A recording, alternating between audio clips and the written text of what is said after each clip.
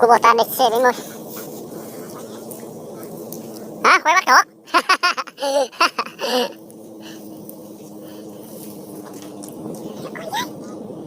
Ăn chứ nhiều. Miếng 28, miếng 3, 11 ăn nhiều. Bố này không bán được như vậy anh?